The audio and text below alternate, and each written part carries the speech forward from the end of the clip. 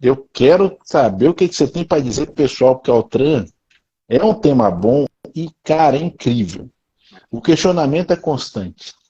Ó, É, é toda hora. e no nosso caso, aqui do Brasil, a gente tem essa questão do arroz com feijão, né?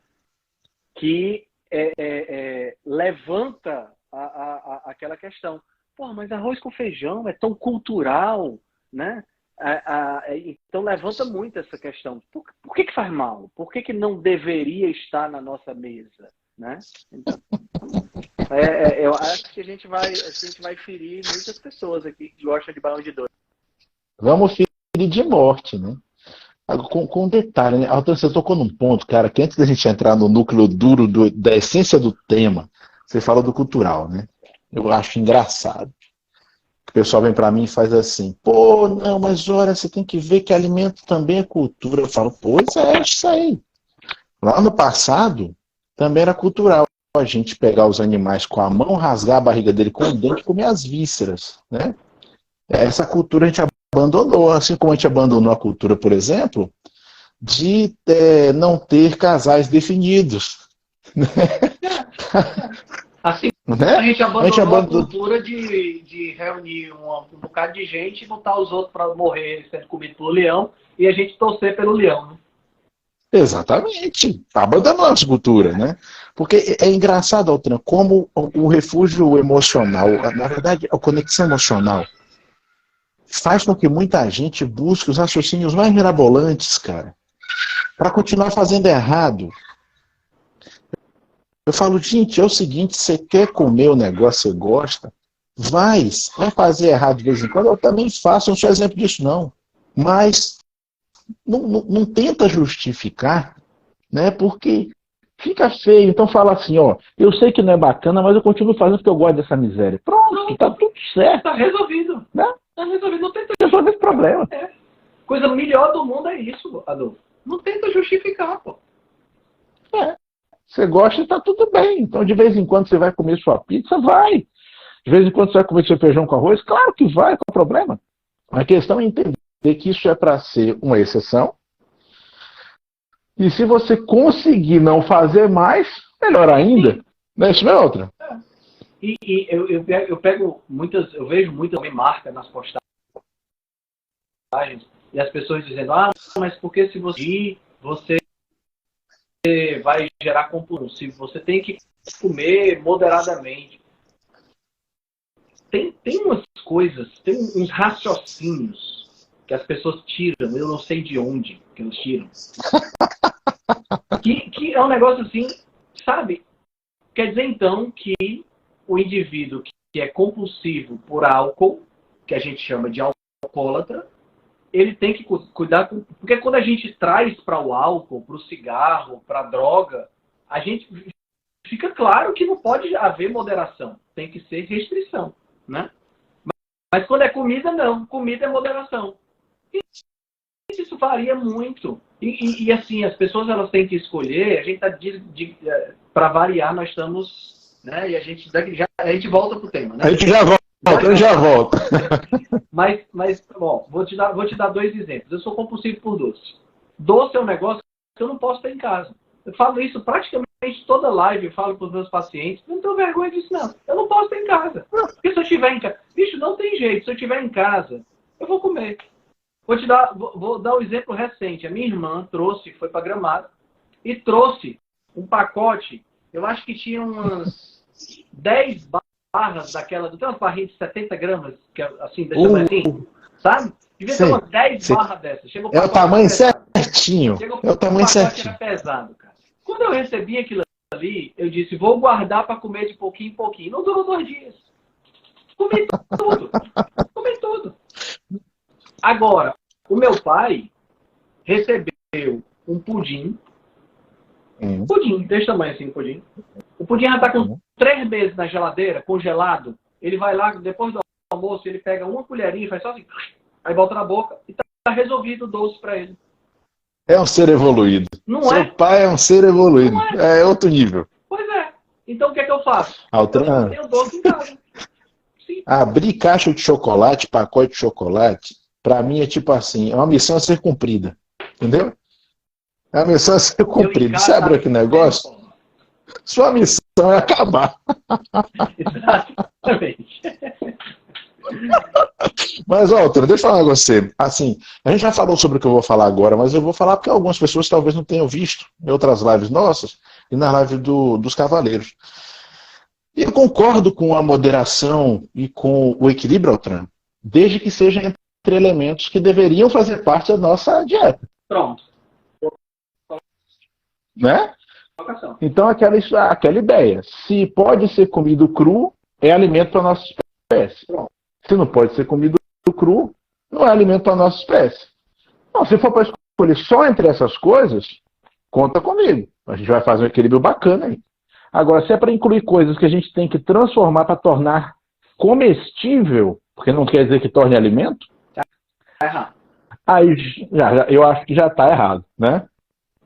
Concordo com você. E aí a gente chega nos grãos, né? Porque os grãos... Exatamente. Os grãos... Responde a pergunta, a pergunta da live. Responde a pergunta, assim. Grãos são benéficos? Para responder numa palavra só, para a gente... Não, pronto. Não, pode desligar, não como você quiser. Fica livre, fica à vontade. Cara, não são benéficos. Eu não vejo sentido da gente comer arroz com feijão, ou grão de bico, ou lentilha, ou trigo. Eu não vejo sentido. Não vejo sentido. Não é comida pra gente, certo? Pra gente, pra pessoas. É comida pra ruminantes. Vamos dizer assim. A ideia é essa, né? Eu penso igual a você sabe disso, a gente pensa igualzinho nisso. E se você parar para olhar, Altran, tem alguns grupos humanos, até hoje, que tem esse costume. Alguns lugares na Espanha, não, comer milho não, milho é comida do porco. Essa coisa, né? Isso existe até hoje. E quem forçou os grãos literalmente goela abaixo das pessoas foi a indústria alimentícia. Sim. A indústria alimentícia chegou ao cúmulo de moldar a dieta mediterrânea para dizer que existe uma dieta mediterrânea, quando a gente sabe que não existe só uma dieta mediterrânea, existem várias dietas diferentes. A indústria alimentícia chegou ao ponto de moldar a dieta para incluir grão, que a galera come muito pouco. Né? Rapaz, isso é o cúmulo da sacanagem, né, Altran? É o cúmulo da sacanagem.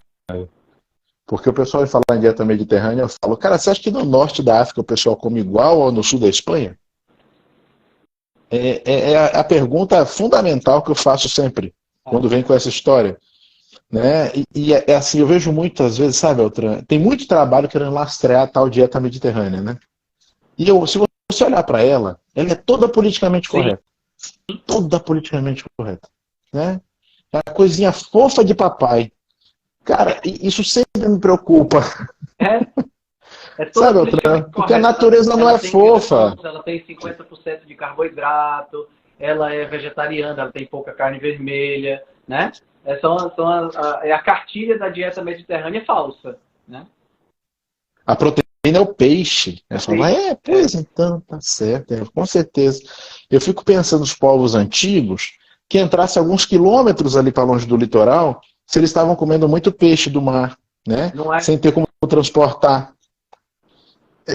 São coisas elementares que às vezes o pessoal falha até no próprio raciocínio da proposta, ou da falsa proposta. Mas as pessoas não refletem sobre isso, cara. Você falou, você acha que as pessoas do norte da África comem parecido com as do sul da Espanha? A pessoa vai dizer assim, vale? E tu acha que a África é perto da Europa, é? Começa por aí, entendeu? Eles vão achar que é coladinho. Eu falo, tá bom, você tem um estreito ali, tudo bem, mas sim, mas isso em termos geográficos, pensando no passado, especialmente, era longe. Então, assim, a pessoa precisa lembrar muito, Altran, que o mundo antigo não era como hoje. Falha isso às vezes, e eu noto que isso leva a uns raciocínios que eles ficam truncados, não é nem por má vontade, é por talvez falta mesmo dessa informação, né? Sim. E isso atrapalha. Mas, assim, tecnicamente, Altran, falando dos grãos, que eu costumo falar muito dos cereais, né? Eu sou aquele cara que fala mal de cereais o tempo inteiro. Não que eu não fale mal das leguminosas em grão, mas eu consigo achar os cereais piores. Sim. talvez pela forma como eles estão introduzidos, né, assim, visceralmente em tudo que a gente come, né, tudo que a gente come praticamente. É como o paciente fala para mim, mas trigo está em tudo. De fato, às vezes é difícil, né, achar uma coisa que não tenha trigo, né? E a gente tem muitos motivos para falar mal deles, mas, por exemplo, você fala muito das lectinas também, essas outras substâncias. Fala para o pessoal um pouquinho sobre isso, Altran. O que são essas substâncias que seriam tóxicas para nós, por exemplo, que estão em muitos grãos? É porque a gente fala disso, mas queria que você explicasse para o pessoal. Certo. Eu acho que é o interessante, Adolfo, a gente voltar um pouquinho para a parte botânica mesmo, de entender o que é que são essas plantas, tá? Para depois a gente entrar na questão dos antinutrientes, lectinas e tudo mais. Já Então, vamos lá. Gostei que agora veio o professor de biologia. Gostei. Vá, jogue duro, jogue duro. Então, como é que é o babado? O babado é o seguinte. Sabe aquela grama de jardim? Aquela gramazinha que você planta para decorar o jardim? Aquela grama de jardim é exatamente da mesma família do trigo, da mesma família do arroz, da mesma família da quinoa, da mesma família do milho, da mesma família do centeio, da aveia, da cevada. Todas essas plantas descendem da mesma família. E são gramíneas. Então, aquela grama que o gado come, né, quando está lá pastando, ela é da mesma família, bem parecidinha com o trigo que faz a massa da pizza. Certo? Você não iria pastar, apesar do que existem algumas pessoas que até aparecem na internet pastando, né? Mas você não iria pastar. Deus me livre. Né? Você não iria pastar. Qual é o grande problema das gramíneas? São dois grandes problemas. Primeiro grande problema. Elas são de pequeno porte. Naturalmente falando, elas são de pequeno porte. Não, Henrique, mas como é que você está vendo milho desse tamanho, trigo desse tamanho? Porque elas foram selecionadas, chamado de seleção artificial, aonde nós seres humanos, vamos escolhendo as sementes das plantas que nós queremos monitorar as características e melhorar. Isso é conhecido desde sempre, desde que a agricultura começou a ser feita, a gente já faz seleção natural. Se eu tenho lá um bocado de pé de banana e eu tenho banana mais doce, banana mais azeda, eu vou plantar as mais doces porque as azedas não me interessam. Então, isso aí é algo muito simples. Tá? Não é engenharia genética, não é transgenia, nada disso. Então, se foi selecionando gradativamente plantas que tinham um aspecto maior para maximizar a produção. Por isso é que a gente tem hoje um milho desse tamanho. Mas a gente pegando o milho pré-histórico, ele era pequenininho. Certo? Era pequenininho, fininho, não tinha essa pomposidade toda. O que é que acontece com essas plantas? Por serem gramíneas, o que nós comemos dessas plantas são as sementes. Nós não comemos a folha, nós não comemos o caule, nós não comemos a raiz. E essas plantas dão frutos que são muito, muito, muito pequenos e que não são comestíveis. Então nós comemos a semente, certo? A parte estrutural que compreenderia o fruto é toda arrancada no processo de beneficiamento. Nós comemos a semente. E a semente é a parte mais bem protegida do vegetal, porque é o bebê do vegetal. Certo? Então nós estamos pegando aí um alimento que é um alimento que não evoluiu para ser consumido humano. Evoluiu para ser consumido pelo ruminante. Porque o ruminante tem uma estrutura estomacal de 4 estômagos que permite que ele faça ida e volta, vai e volta, o bolo alimentar vai e volta várias vezes para que possa haver fermentação. E é essa fermentação que acontece lá no estômago do boi que libera os nutrientes que ele vai absorver. Então, na prática, o boi não digere o que ele come. Quem digere são as bactérias que estão no rumen dele. Nós não temos esses estômagos. Então, toda vida que eu como, eu vou sofrer para digerir. Se eu estivesse comendo o grão integral, o grão todo. Como eu não consigo comer o grão todo, né? Se você pegar, por exemplo, um arroz, você não consegue mastigar ele, você não tem como consumir, não tem como consumir ele cru, então eu tenho que passar por um processamento. Então, eu vou tirar toda a estrutura externa desse arroz, né, por exemplo, e vou ter aí o núcleo, né, que a gente chama de endosperma, que é a parte mais interna da semente, que é amido puro. E aí é esse amido que eu vou utilizar na alimentação. Mas mesmo assim eu ainda preciso cozinhar. Eu não vou comer arroz duro. Né? Então as gramíneas, elas são as sementes. E por serem sementes, são as mais bem protegidas do corpo da estrutura da planta, do corpo da planta. E elas são protegidas por quem? Pelo que nós chamamos de antinutrientes. São diversas substâncias que eu agrupo em dois tipos. Algumas dessas substâncias são realmente substâncias feitas para repelir herbívoros e um outro grupo de substâncias que são feitas para possibilitar a semente de germinar. Né? Então, por exemplo, no caso, vamos pegar aqui o caso das leguminosas, né, que não são gramíneas, mas são do mesmo grupo. Né? São plantas do mesmo grupo. Feijão, grão de bico, lentilha, ervilha, fava, amendoim, soja, são todas do mesmo grupo, são do grupo das leguminosas. São aquelas plantas que têm a semente em frutos, né? Frutos secos, várias sementes. Então, as leguminosas, elas contêm o fitato, o ácido fítico. Né? E o fitato, ele é uma substância que é utilizada pela semente para atrair minerais para essa semente poder germinar. Então, quando ela está lá no solo, ela precisa de cálcio, ela precisa de magnésio, ela precisa de manganês, precisa de zinco. Aí ela tem uma substância dentro dela que atrai esses íons. Nada mais justo, ela está querendo proliferar. Só que quando você come essa semente, ela continua lá, atraindo o cálcio que está lá no teu intestino, o zinco que está no teu intestino, o manganês, o magnésio, você não absorve. Sai das tuas fezes. Então esse é um antinutriente que para a planta tem uma função.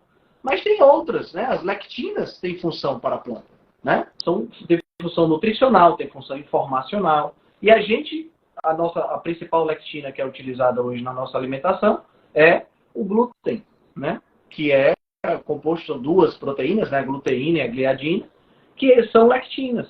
E as lectinas, elas têm uma capacidade muito interessante, Adolfo. Elas têm a capacidade de interagir com as nossas células do intestino e estimular a permeabilidade intestinal. O glúten, inclusive, é um dos alimentos, das substâncias que mais estimula a produção de uma proteína chamada zonulina. Né? Então, o que acontece? O intestino da gente ele é feito de células que a gente chama de células prismáticas. Né? São células mais altas do que largas.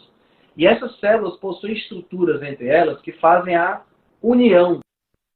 E aí a gente tem várias estruturas diferentes. Tem a zona de oclusão, tem a zona de adesão, tem as tight junctions, tem os desmossomas, tem um bocado de nome meio complicado, mas que faz as membranas ficarem assim. Só que essas membranas coladas, elas têm uma função específica, que é não passar substâncias por entre as células. Porque se passa substância por entre as células, pode passar substâncias que não foram digeridas. Isso não é bom. Né? As pessoas às vezes acham interessante, mas se eu comer caldo de feijão, ou se eu comer, eu vou pegar um exemplo mais extremo, se eu comer veneno de cobra, não tem problema. Porque veneno de cobra são proteínas que causam problema. E essas proteínas são ingeridas pelo meu sistema digestivo. Mas se eu ingerir veneno de cobra, eu vou ter um problema. Eu não posso ter veneno de cobra na minha circulação, mas eu posso digerir esse veneno e absorver os aminoácidos que estão presentes no veneno de cobra. A mesma coisa é qualquer alimento que a gente está ingerindo. Né? Então essas células são grudadinhas exatamente para que tudo que vai entrar no corpo entre depois de um processamento, digestão e absorção. Né? Agora, a pessoa come glúten. Aí o glúten estimula a produção de zonulina. E o que é que a zonulina faz? A zonulina faz assim, ó. Aqui estão as células, ela faz assim, afrouxa a conexão dessas células. Na hora que essa conexão tem várias questões aí. A primeira questão que a pessoa pode perguntar é assim, por que eu produzo essa substância? Se ela vai afrouxar as células e isso me faz mal. Eu produzo essa substância porque em determinadas ocasiões eu preciso que haja passagem de células, principalmente células de defesa, macrófagos e outros tipos de células, para uma reação imunológica na luz do meu intestino. Então eu preciso ter.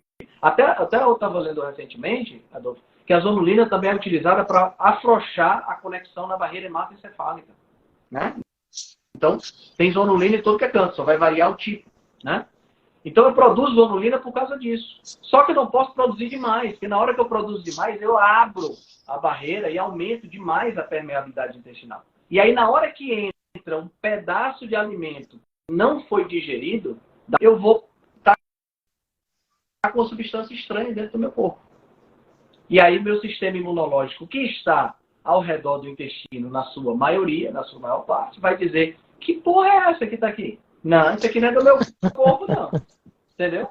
Aí dispara a produção, a reação humoral para produzir anticorpos. E esses anticorpos vão reagir com essa substância. Se for uma substância XYZ bem estranha, massa, vai ser resolvido o problema.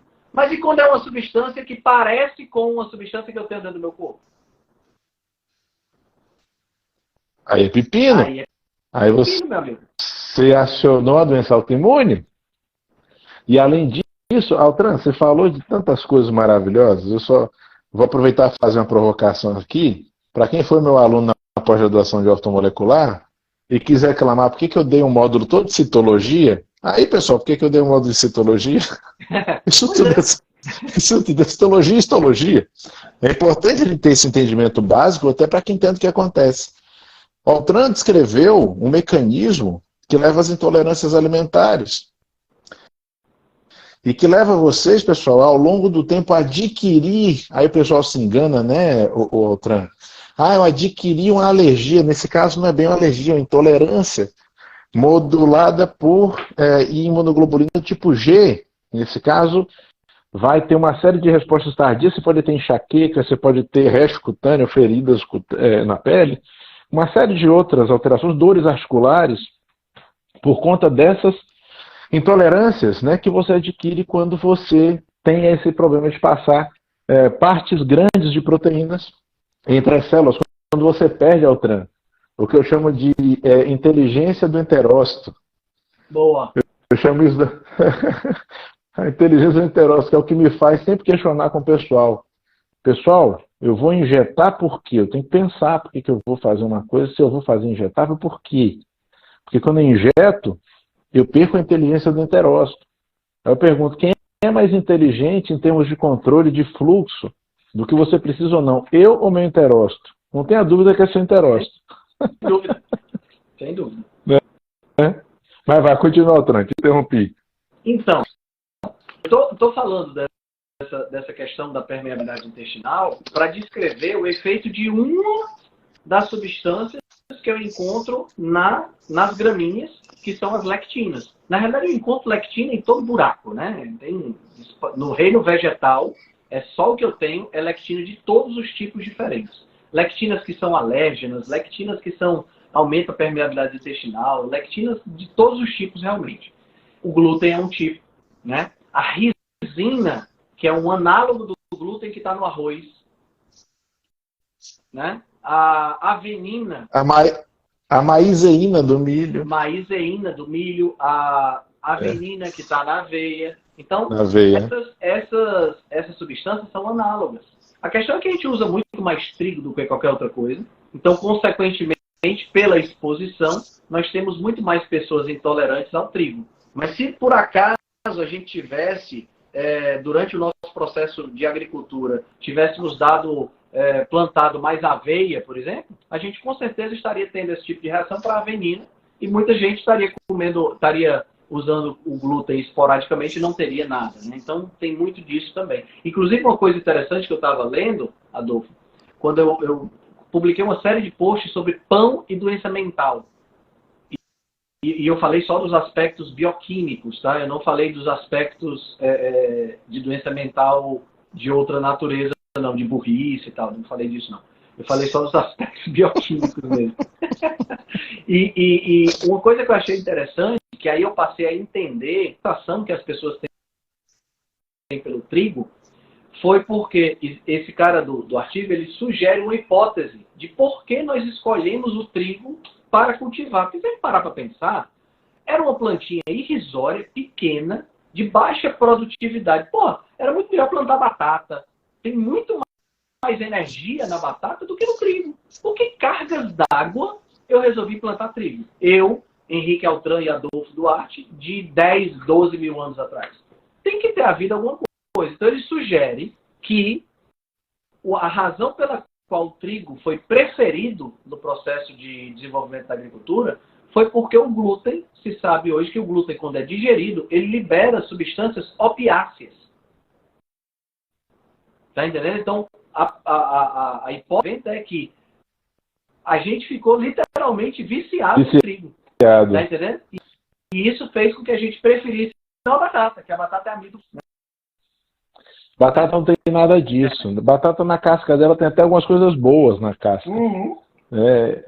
É interessante. A casca da batata tem substâncias que aumentam a liberação de colecistenina e, em tese, vai favorecer o processo de saciedade.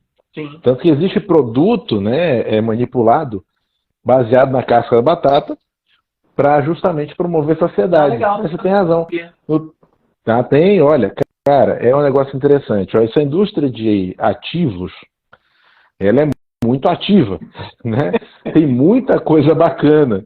E assim, Altran, tem muita coisa que não ajuda muito, mas tem umas coisas que são especiais. Não é? Esse ativo chama Slendesta. Ele é um produto a partir de uma proteína da casca da batata que tem esse poder de saciedade. Então a gente usa antes da refeição. É muito bom, cara. Pessoal, isso é sobre prescrição, tá? Ninguém vai procurar isso para comprar, não, porque não é assim. E não é tão simples, tá bom? Por favor, pelo amor de Deus, não entendam errado. Estou aqui só dizendo que existe, tá? Mas isso faz muito sentido. Você vê, ó, um desses opiáceos aí é a gliadomorfina. Exato. Que faz justamente esse efeito, né? Você come aquele pãozinho, aí daqui a pouco você já está assim meio bocó, meio bestalhado. É tão interessante isso que fala para a pessoa. Eu falo isso o tempo todo para o meu paciente e a resposta que eu tenho é essa. Você fala para o paciente, cara, você não vai comer pão, porque pão não é alimento de gente, né? Pão é feito de trigo, trigo não é alimento de gente. Então você não vai, vamos parar de comer pão. Aí ele olha para mim e diz assim, e eu vou comer o quê? Eu juro, eu estou com 1 ano de formado, já estou atendendo há mais de 1 ano, um pouco mais de 1 ano, e eu fico me perguntando, eu olho para a pessoa que quando eu digo isso, e ela pergunta, e eu vou comer o quê? E eu continuo tendo uma pausa de uns 2, 3 segundos para tentar entender por que ela fez essa pergunta. Juro, eu juro. Natural. Ó, então eu vou te dizer uma coisa, não se anime não, porque eu já estou nessa há 20 e continuo ouvindo a mesma coisa. Não muda. Altran é incrível, porque cai naquela questão da cultura que a gente conversou, cai nos vínculos emocionais, cai, aquele texto, Altran tem um texto que ele é típico, mas eu sempre comi e nunca tive nada. Sabe? Ou então agora a novidade, não, mas eu vi um cara dizendo que se torrar o pão ele fica bom, não faz mais mal não. Aí eu, puta que pariu, cara. Eu ainda tive que assistir o vídeo do cara dizendo que... Meu cara, ele... Sabe qual era a justificativa, Altran? Que o calor de fazer a torrada tirava os efeitos negativos do glúten. Cara, eu já vi esse vídeo. Eu já vi esse cara. E eu fico me perguntando por que é que a televisão convida esse tipo de gente para falar essas coisas em rede nacional, bicho. A gente só deve ter algum motivo ideológico, Altran. Ou a gente é muito feio, ou não sei, cara. Deve ser porque ele fala o que as pessoas querem ouvir, né? Deve ser isso. Cara, olha, eu tenho visto isso agora como patológico, né? A gente até conversou isso na nossa última live dos Cavaleiros. Essa coisa do pessoal que tem a oportunidade de ajudar a formar opinião, só querer falar o que todo mundo quer ouvir. Não é. Então é como se fosse assim, né? Se eu falo o que todo mundo quer ouvir, vão me achar fofo e bonito, vão me seguir, e aí eu vou ganhar views, eu vou ganhar monetizações e vou vender produtos. Poxa, é deprimente, né? Porque a nossa função de educador, ela é inerente, né? Sim. À função do profissional de saúde. Sim. Não tem a formação de professor, mas a gente tem essa obrigação de ensinar, e nós né? somos, e aí fica feio, nós somos professores em todos os âmbitos da nossa vida. Eu não posso ser professor só para os meus filhos e não ser professor para os meus pacientes. Eu não posso ser professor para os meus pacientes, não sou para os meus filhos e não sou na rede social. Tá entendendo? Se eu sou professor, eu sou professor em todo lugar. Então eu tenho que ter um comportamento uniforme. Eu não posso ter um comportamento Ah, não, eu tenho aqui um comportamento com meu filho, tenho outro comportamento diferente com meu paciente, outro comportamento diferente na rede social. Não funciona desse jeito. É impressionante. Você tem toda a razão. É impressionante, mas é o que a gente tem visto, né? E assim, essa conversa que a gente está tendo hoje sobre males dos grãos, tá bom? Isso você sabe também quanto eu que não são informações recentes, tá? Não.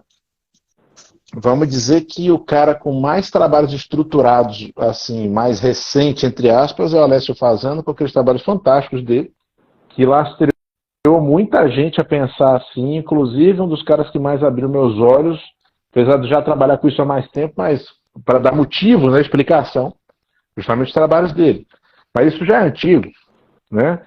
E como também, outro dia alguém postou isso de novo, eu achei bacana, o próprio Kellogg lá atrás, lá no século XIX, final do século XIX, já sabia de alguns desses efeitos dos cereais, vamos dizer assim, até no sentido da, como é a outra? Contenção dos impulsos masturbatórios juvenis. Exatamente. Boa, boa. Não é? Então, isso é material antigo, cara. Então, se trabalha contra isso, que são fatos, há mais de 100 anos. Isso fica praticamente escondido. E a gente tem que fazer uma live numa sexta-feira à noite para explicar isso. Não é, tá entendendo? É muito. Cara, o que eu acho mais incrível, sabe o que é, Adolfo? É assim, a nutrição, ela é uma coisa maravilhosa quando a gente começa a estudar e a gente começa a entender o funcionamento. Mas o que eu observo na grande maioria dos nutricionistas, e que é uma coisa que eu luto muito contra, é que eles se valem de... Eu não sei, eu imagino que seja algo assim meio cultural dentro da nutrição, que é a questão dos estudos epidemiológicos. Eu acho que vem daí essa questão de que os grãos são benéficos, de que a gente deve comer grãos. Porque o que é que acontece? Os estudos epidemiológicos, eles são estudos onde eu uso questionários de frequência alimentar, os famosos questionários de frequência alimentar, que eu posso, que são questionários extremamente falhos, e isso já foi mostrado em diversas análises, né? Quem gosta muito de analisar sobre esses questionários é o Ioannidis, né? O Joe Ioannidis, que é um estatístico de Stanford, e já foi mostrado que esses questionários são extremamente falhos, que as pessoas... imagina, eu estava falando desse questionário especificamente, eu estava lendo, na época da faculdade ainda, estava lendo um estudo epidemiológico que foi feito com mulheres grávidas e o consumo de café. As mulheres foram questionadas, né, receberam um questionário de 125 questões, e as mulheres, todas elas que responderam esse questionário, estavam no puerpério. Mulheres que estão assistindo a nossa live, eu e o Adolfo, me digam, você no puerpério, você quer responder um questionário de 125 questões? Cara, quando eu li essa já parte complicou. do estudo, quando eu li essa parte do estudo, eu juro, eu só li o resto porque eu tinha que fazer um trabalho para a faculdade. Porque o estudo morre. Uma mulher dessa está com um menino com 1 semana, 2 semanas. Se é primípara, se é primeiro filho, a mulher está com os bicos dos peitos doendo. Muitas vezes sangrando porque o menino está começando a mamar. Chorando. Ela vai 125 perguntas. Gente, qual é a cabeça do pesquisador quando pensa um negócio desse? Só pode ser uma pessoa que... Certeza que o pesquisador era homem. Certeza. Ou então uma mulher que nunca teve filho. Não é possível um negócio desse. Então eu estou falando isso por quê? Porque o estudo epidemiológico ele é extremamente falho porque ele é frequência alimentar. Esse é o primeiro ponto que é falho no estudo epidemiológico. Aí eu pego esses dados e vou fazer associações entre esses dados. Né? E aí eu tenho os estatísticos, né? Porque você sabe que tem aquela frase que diz assim, existe a mentira deslavada e a mentira estatística. Né? Não é essa? A frase é mais ou menos essa. Né? E é mais ou menos essa. Manipular os dados para corrigir os dados e tentar descobrir naquele mar de questionários anônimos quem é o indivíduo que era, por exemplo, comedor de grãos e não fumava, comedor de carne vermelha e fazia muito exercício. Eles vão tentar, sabe, eles vão tentar tirar para chegar na... Achar qualquer coisa. Isso, para tentar achar alguma coisa, para ver... Eu já tive nesse papel, Altran, lá no passado, eu sei do que você está falando. A gente recebe um monte de tabela, recebe um App Info, eu usava App Info na época, era o aplicativo que a gente usava, e assim, cruza esses dados aí para ver se acha alguma relação de alguma coisa com alguma coisa para a gente usar. Exato. Bem assim mesmo, vai lá. É isso aí. Aí o cara tem, para o pessoal que está escutando, é tipo uma planilha enorme do Excel, com um bocado de coluna. Aí você seleciona a coluna X com a linha 35. Pronto, você tem uma relação. Porque vai ter relação. Sempre vai ter. Através dessa relação, você vai dizer as coisas. Essa relação pode ser, por exemplo, uma relação como a relação entre fumar e câncer de pulmão, que é uma relação de 30 vezes. A pessoa que fuma tem 30 vezes mais chance de desenvolver câncer de pulmão. Meu amigo, 30 vezes não tem como você negar essa relação, né? Agora... Mas não é o que a gente encontra com mais facilidade? Não, né? Não é o que a gente encontra com mais facilidade. Aí você pega um estudo que acusa a carne de causar câncer, por exemplo, de matar mais cedo, e o estudo tem uma relação de 1,18, que seria 18%. Então, olha a comparação. O estudo do câncer de pulmão e cigarro, 30 vezes, 3.000%. 3.000%. O estudo de carne causar problemas cardiovasculares ou causar câncer, 1,18, ou seja, 18%. 18% é ruído em toda essa estatística maluca que a galera faz. Tá entendendo? Mas isso aí chega na mídia dizendo: ao comer carne aumenta em 18% a chance de você ter câncer. Utilidade da informação, né? Utilidade Alguém da informação. Quer dizer isso. Por que eu estou falando Alguém quer dizer isso. Por que eu estou falando isso? Porque existem muitos estudos que mostram que o consumo de grãos está associado a uma menor incidência de diabetes. Aí as pessoas acham, os nutricionistas que ficam aí estudando essas coisas, acham que eu tenho que empurrar grão nas pessoas.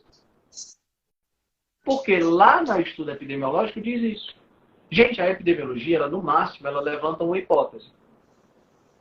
Mas quando eu vejo, por exemplo, grãos e diabetes. Diabetes é intolerância à glicose. Grão é glicose. Não tem por onde correr. É isso mesmo. Então, não dá tem alguma fugir disso. Tem alguma coisa que não está batendo. E a pessoa não desconfia que tem um viés de uma pessoa que, por exemplo, quem come mais grãos, via de regra, é uma pessoa que procura cuidar mais da alimentação. Come menos fast food, por exemplo. Ou faz mais exercício. Fuma menos. Tá entendendo? Então esse viés aí nem passa pela cabeça. Ou apenas responderam um questionário errado. Ainda tem isso. Mas, Altran, você vê, falha na metodologia do adquirir o dado, né? Que a gente não pode pegar, por exemplo, 2.000 pessoas, colocar em 2.000 baias e ficar dando ração, né? Então, é complicado isso. E também tem as falhas de premissa, né, Altran? Que o que eu mais vejo, quando se fala em, por exemplo, grãos integrais e fibras. É bom porque baixa o colesterol. Mas aí eu venho para o viés de premissa e falo, e quem disse que baixar o colesterol é bom? A gente nunca teve um trabalho que demonstrasse qualquer benefício em se baixar os níveis de colesterol total. A gente nunca teve um trabalho que mostrasse qualquer malefício dos volumes de LDL circulante. A gente nunca teve. No máximo, nós encontramos alguns trabalhos questionáveis com associações, como você bem colocou, que levantaria aquela lebre, mas que a gente nunca conseguiu demonstrar, porque, na verdade, fisiologicamente, não faz sentido. O mal sempre vai ser o excedente de glicose e correlatos, né? E aí a gente deveria sempre começar, é daí que a gente deveria partir. Então, com esses viés de premissa, é outro problema sério. Pô, Altran, para cair numa coisa que eu e você falamos muito, Ah, porque vai diminuir tantos por cento o peso. Eu falo, e como é que eu sei se uma perda de peso simplesmente é boa para uma pessoa? É um tema que chega a ser irritante, né? Porque assim, percebe que eu perdi tantos quilos. Aí eu falo, o amputado também perde.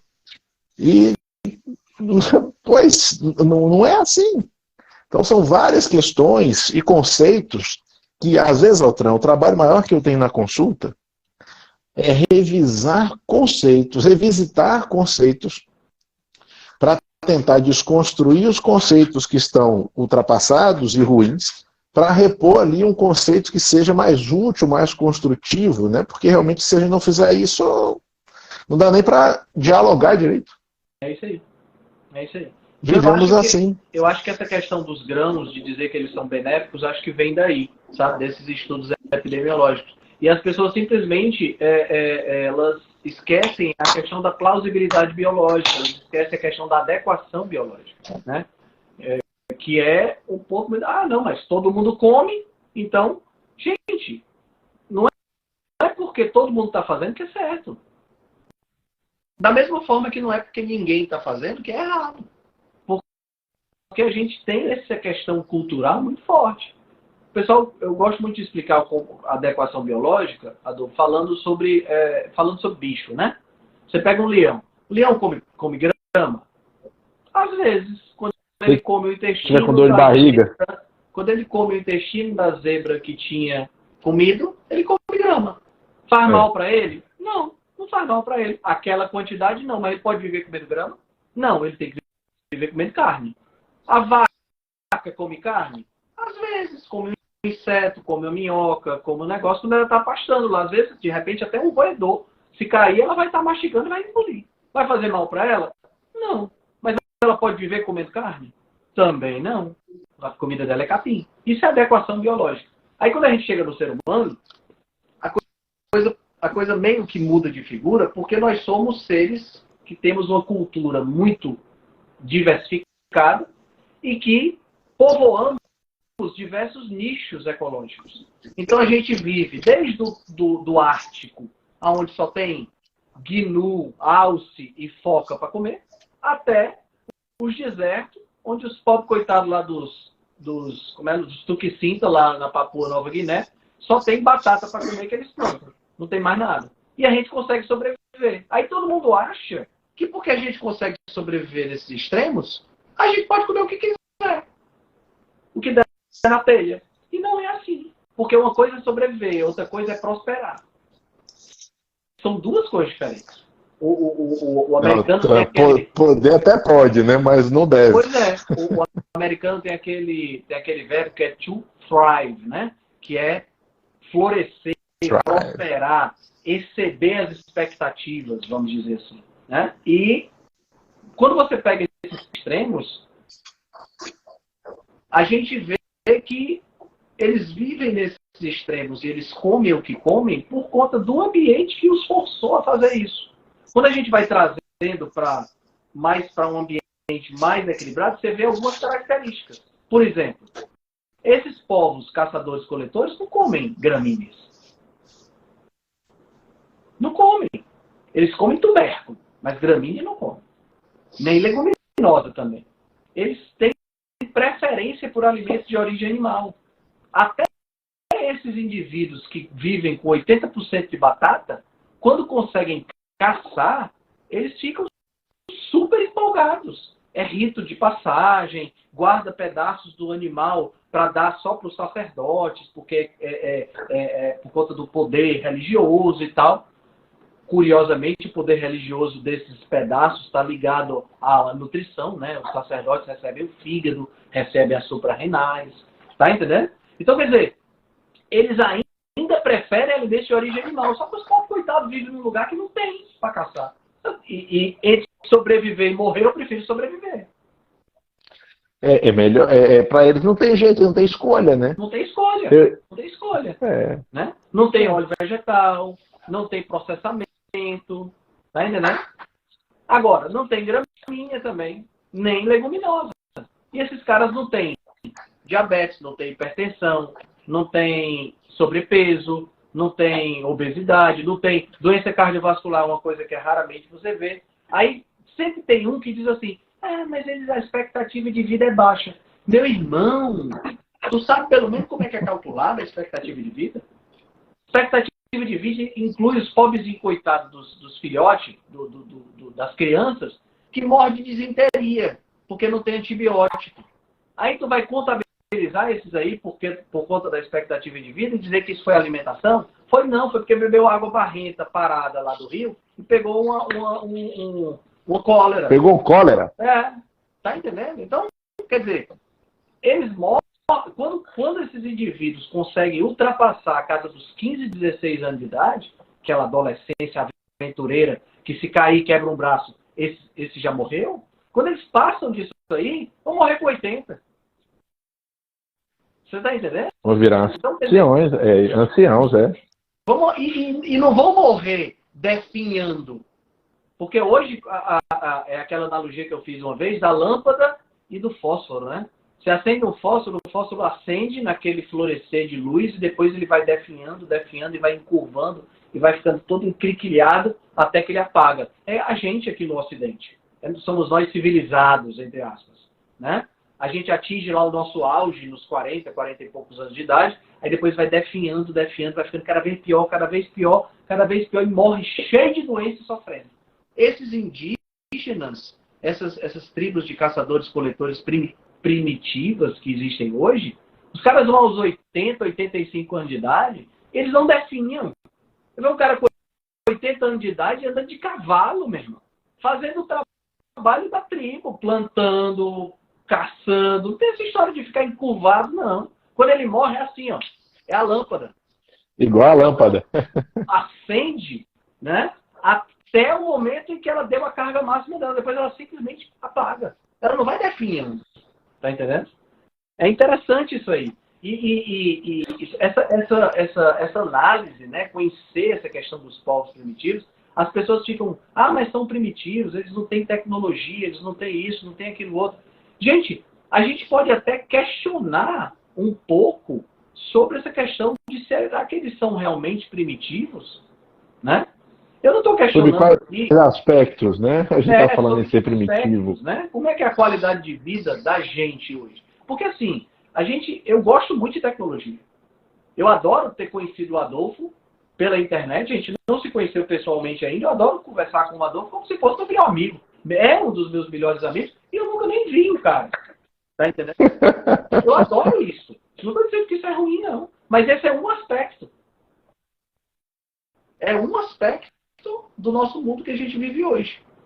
É um aspecto Será que se eu fosse uma pessoa... Porque assim, veja bem, eu cuido da minha saúde. Mas será que eu trocaria, se eu fosse uma pessoa gorda e doente, obeso, sobrepeso, diabetes, hipertensão, eu trocaria a minha saúde por não ter conhecido a dor? Eu acho que sim. E olha que você é um dos meus melhores amigos, mas eu trocaria, porque eu prefiro minha saúde. É lógico. Entendendo? Então, quer dizer, é muito relativo essa questão de qualidade de vida, né? Da gente achar que os indígenas não têm qualidade de vida porque são mais primitivos ou porque vivem tendo que caçar e tudo mais. E a conexão? E será que não conta a conexão religiosa?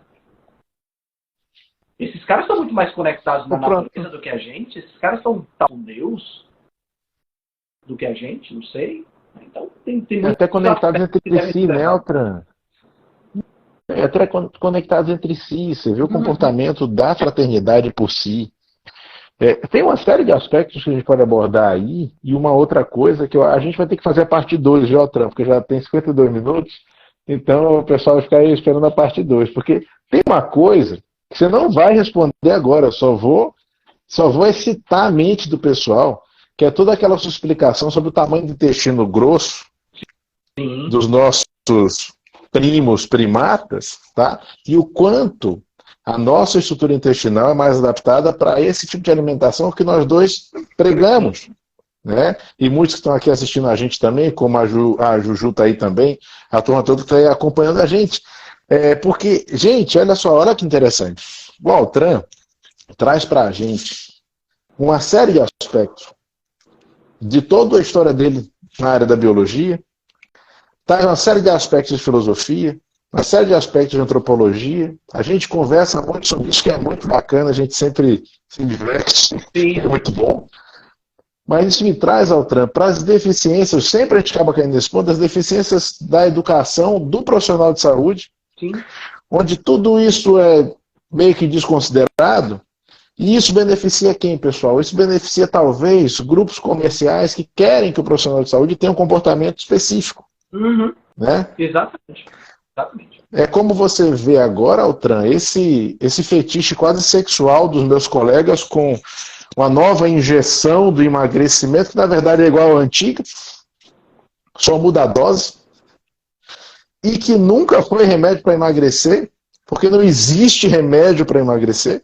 Ou você muda a sua vida, ou você não resgata a saúde. Se você não resgata a saúde, você não vai estar magro e ponto final. Isso não é mais discutível, né? Então eu vejo muito isso. A deficiência dessas informações levando os profissionais à falta até de senso crítico com tudo que eles recebem, né, como informação para ser reproduzida. Então por isso que eu gosto tanto dessas conversas nossas, Altran, porque a gente traz para o pessoal essas outras peças desse Lego gigante aí, que está sempre meio capenga.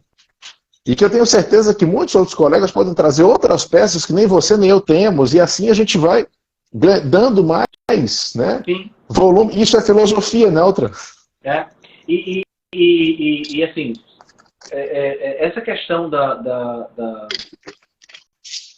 manipulação de informação e da forma como isso é passado para o profissional de saúde, como se fosse uma coisa certa, como se fosse uma coisa ética, correta, né? Eu vejo que falta também uma parte de maturidade do ponto de vista filosófico, científico do profissional.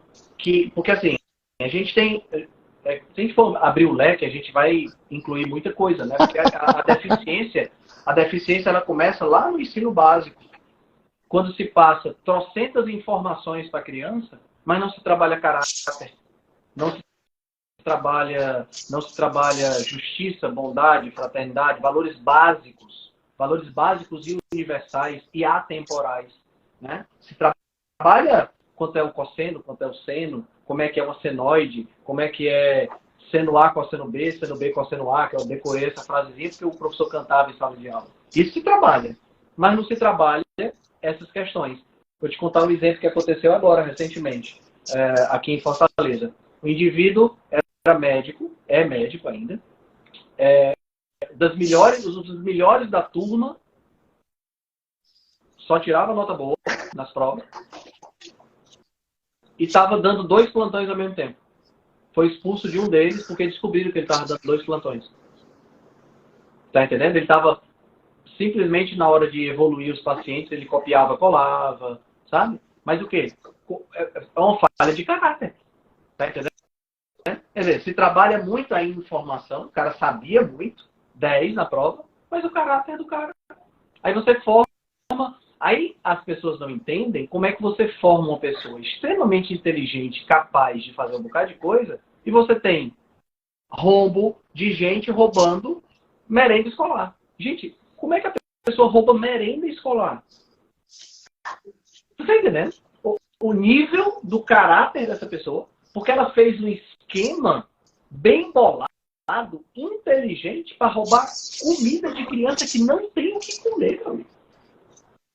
Então, quer dizer, a coisa começa muito cedo, sabe, Adolfo? E aí, quando a gente chega na faculdade, o cara tá querendo o canudo e informação técnica. A formação de caráter fica totalmente em segundo plano. Então, falta na formação do profissional de saúde. Eu me ouso a dizer que falta na formação do médico também, não na sua formação, na formação do profissional médico. Falta evolução. Eu estou falando aqui da evolução biológica, teoria de Charles Darwin. Isso devia ser ensinado em todas as faculdades médicas. O profissional... Isso é básico, é fundamental. O profissional de saúde trabalha com o sistema biológico, somos nós. O cara que trabalha com o sistema biológico e não conhece a evolução, ele está falando besteira. É por conta dessa falta de conhecimento evolutivo que o nutricionista está achando que, da faculdade, achando que pão é alimento ancestral. Porque estava na ceia de Jesus. Tá entendendo? Esse é um negócio assim crucial. Segundo, contexto histórico. Não se sabe história. E não se sabe analisar a história. Então eu não sei, eu passo a não saber quais foram os interesses políticos, econômicos, o status social que existia. A gordura começou a ser demonizada, então eu não critico. É ruim, porque estão dizendo que é pronto, eu não quero saber da história. Então aí eu não tenho como ter um pensamento crítico. Então falta história e científica. Na metodologia científica falta filosofia. Cai a falta da matemática, né, Altran? Da matemática como conceito. Pois é. A gente já conversou outro dia em outra live, né? Que seria o lastro para a metodologia científica, a percepção da matemática enquanto conceitos e abstrações. Não falo nem do cálculo, mas assim, do entendimento de um sistema, por exemplo. Sim. O entendimento de sistema. É complicado, cara. É complexo. Eu não sei, Altran, acho que às vezes eu penso assim, volta meteoro. Volta. Pra ver se a gente consegue fazer um reset, né? Mas, Altran, deixa eu fazer uma coisa. Eu acho que dá tempo de responder rapidinho. Tem duas perguntas aqui. Então, Marianês Machado. Então, outros grãos são tão ruins quanto o glúten e o trigo? Né? Sim. Sim. A diferença é que a gente come muito menos. Porque o trigo, como você falou no começo da live, está em absolutamente tudo.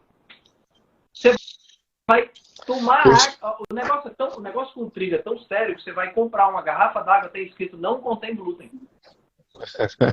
Porque é obrigatório ter no rótulo que não tem glúten. Porque o trigo, ele é universal. Ele é onipresente. Ele é onipresente. Só falta a gente comprar um pneu e vem escrito não tem glúten. Né? Porque tudo que é lugar. A gente só não sofre com arroz, com essas coisas, como eu falei, porque a gente come bem menos. E porque a concentração da fração proteica é menor também, né, Altran? Tem isso também. A Zilvani já pergunta e já bota a risadinha. Ela pergunta só de sacanagem. Valeu, Zilvani. A Zilvani é uma ativa nos comentários e tal. Muito legal. Olha, vamos pensar sempre o seguinte. A parte da planta que menos merece ser comida é a semente. Certo? Se eu for elencar, a única parte da planta que merece ser comida de verdade mesmo seriam os frutos. E ainda tem fruto tóxico. As plantas são os bichos invocados. As plantas são os bichos invocados. Primeiro porque elas estão há mais tempo do que nós. Né? Elas estão há mais tempo do que nós. Muito mais tempo do que nós. Muito mais tempo do que nós. Então, elas passaram por muito mais processos de seleção natural e aprenderam a lidar com esses processos de seleção natural, desenvolvendo substâncias tóxicas. Tanto é que quando você vai analisar, e essa é uma coisa interessante, você vai analisar material genético de planta, tem 30, 40, 50, 110 vezes mais material genético que a gente lá dentro. Imagina o nível de combinação e recombinação para fazer o tipo de substância que elas quiserem, elas podem fazer. Né? Então você tem uma planta, por exemplo, que tem na sua raiz, como é o caso da mandioca, cianeto. Comeu, morreu. Né? E você tem por outro como a crua, você vê. Né? E você tem, por outro lado, um fruto que tem uma substância, como é o caso, por exemplo, do abacaxi, que tem a bromelina, que é uma enzima proteolítica. A variedade é muito grande. Né? Mas, assim, se fosse para escolher uma parte da planta para comer, fruto, talvez seja a parte menos tóxica, o que vai causar menos mal. E sem a semente. Porque tem gente que diz assim, eu vou comer mamão com a semente, porque aí eu vou no banheiro fazer número 2. O que você está fazendo é engolindo uma parte da planta tóxica e teu corpo vai te fazer ir no banheiro para eliminar esse troço tóxico que tu comeu. Você está irritando o seu trato digestório. É isso que você está fazendo. e as pessoas acham que tá causando um benefício.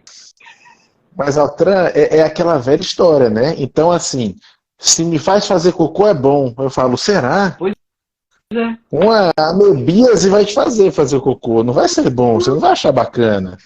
Mas, Altran, é isso que eu falo. Esses raciocínios, a falta da percepção sistêmica, é como se fosse assim, um para um, né? Causa e efeito, mas sem entender que ali no meio tem um monte de etapas. Então é igual aquele desenho animado que mostra uma cena, depois ele volta, mostra ela em câmera lenta, aí o desenho no meio faz um monte de maluquice no meio do caminho. Sim. É a mesma coisa. Porque, assim, as etapas que estão no meio é que definem de fato aquele fim. Então, é a falta desse entendimento. Eu falo pelos profissionais, pessoal, não falo por vocês que sejam pacientes, que sejam fora da área de saúde, não. Eu falo pelos profissionais. Faz com que muitas vezes essa percepção direta e falha, ela seja perpetuada. Sim. Porque é aquela coisa, né, Altran? Entre nós, os que mais conseguem formar opinião não são os que mais sabem, são os que mais bem se comunicam. Sim. Sim. E nem sempre a gente se comunica talvez tão bem ou de forma tão sedutora quanto alguns outros que talvez não tenham a mesma informação para passar, mas que se comunicam de uma forma mais apetitosa. Eu não, Henrique. Você falou tudo agora. Quando a gente eu vejo, às vezes eu tenho, sei lá, 39, quase 40 mil seguidores aqui no Instagram, né? E aí eu fico olhando e eu vejo pessoas, aí vou no perfil da pessoa, né? Alguém me marca. Henrique, tu devia fazer uma live com esse cara. Você vive recebendo eu faço live toda semana, né? Aí eu vou lá analisar o perfil do cara. O perfil do cara não tem nada. Nada. O perfil do cara é só meme, dancinha, piadinha, barriga de tanquinho, peito grande, bunda grande, é só isso, o perfil do cara. Aí o cara tem 350 mil seguidores. Aí eu olho para aquilo ali e digo, cara, eu não vou mostrar barriga de tanquinho, bicho. Eu até tenho, mas não vou ficar mostrando.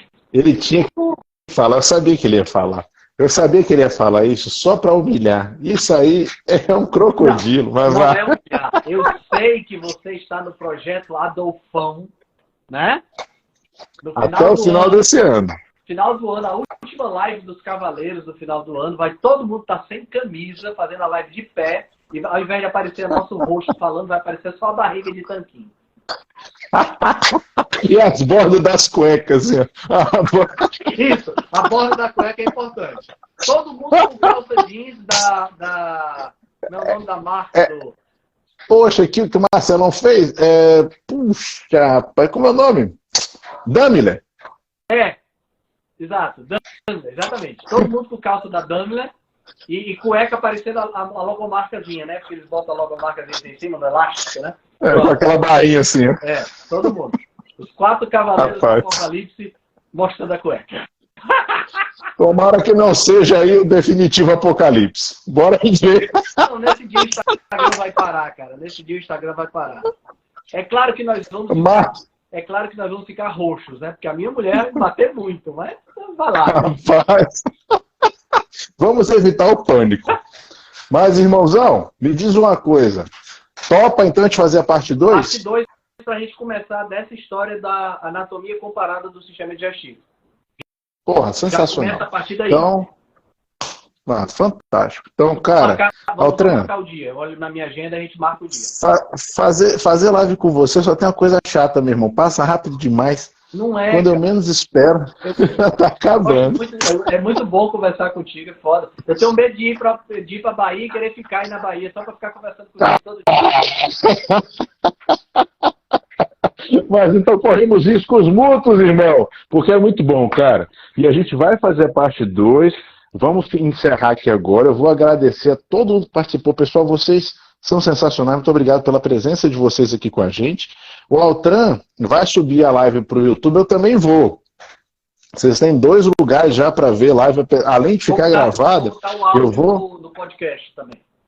Pronto, áudio no podcast. Na hora que eu colocar aqui, Altran, eu vou colocar você como collab, que aí você já joga aí também. Então, tudo arrumadinho, bonitinho, tá? E a gente divulga em breve, pessoal, a segunda parte. Tá bom? Para estar aqui com vocês de novo. Irmãozão, suas palavras finais aí.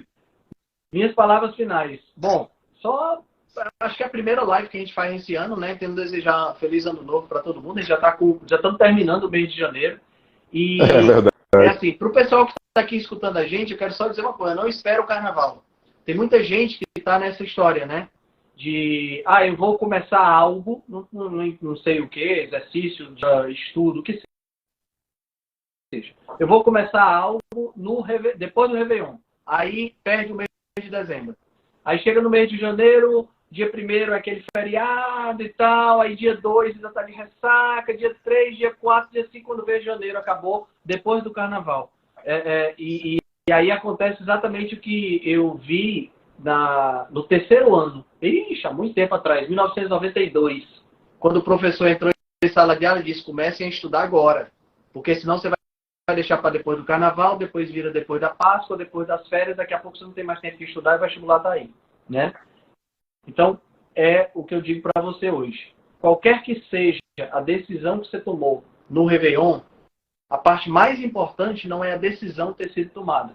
Tem aquela historinha, né? 3 passarinhos estavam num galho, 2 decidiram voar. Quantos ficaram? Os 3, porque os 2 que decidiram não entraram em ação. Então, entrar em ação é fundamental. E essa entrada em ação, essa manutenção da decisão que foi tomada, precisa ser logo. Não pode esperar. O melhor momento para entrar em ação é quando a ideia está fervilhando na cabeça. Então não espera para fazer o que você decidiu, independente do que seja, não espera para fazer depois do carnaval, não. Porque depois do carnaval você vai botar mais uma desculpa, e você vai continuar com essa procrastinação e essa mentalidade. Começa logo. Então, vou aproveitar para dizer, não espera depois do carnaval para seguir nossos perfis, pessoal. Quem segue um, segue o outro, por favor. Não espera depois do carnaval para seguir os nossos canais no YouTube, porque vocês ajudam a gente seguindo o canal no YouTube. Isso. Tá bom? Então, agora a gente começa a pedir as coisas, né, Altran? É assim mesmo, pessoal, nós somos pedintes. Exato. Tá? A gente é pedinte. Gente, eu tô com 39 mil seguidores. Faça uma forcinha aí e me bote para 40 mil, pelo amor de Deus. Isso. Então pronto aí, ó. Vamos lá, vamos ajudar o Altran para chegar aos 40 mil, passar muito mais disso, tá bom? E vamos correr atrás. Então, pessoal, boa noite a todos, irmãozão. Um abraço grande, beijo para vocês.